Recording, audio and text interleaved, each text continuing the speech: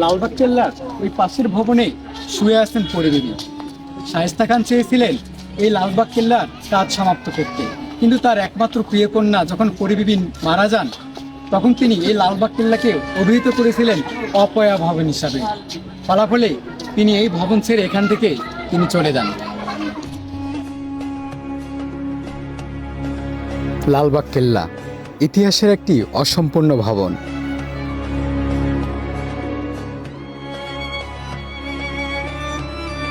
সিলেটের আজম খাঁ এর নির্মাণ কাজ শুরু করেন, কিন্তু হঠাৎ করে তিনি দিল্লিতে যাওয়ার কারণে শায়েস্তা খান এর নির্মাণ কাজ শুরু করেন। হঠাৎ করে তার আদরের কন্যা পরিবিবি মারা যাওয়ার পর কাজটি বন্ধ।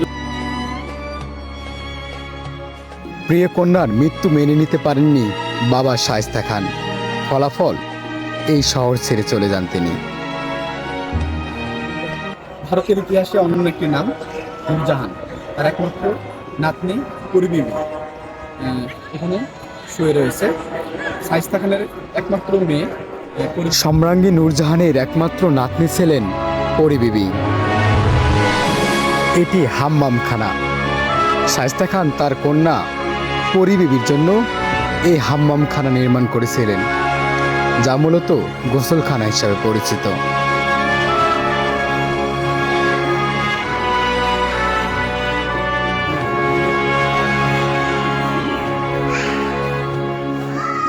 হাম্মামখানাটি ছিল 2 তলা বিশিষ্ট। আমরা চেষ্টা করেছিলাম এর উপরতলাতে ওঠার।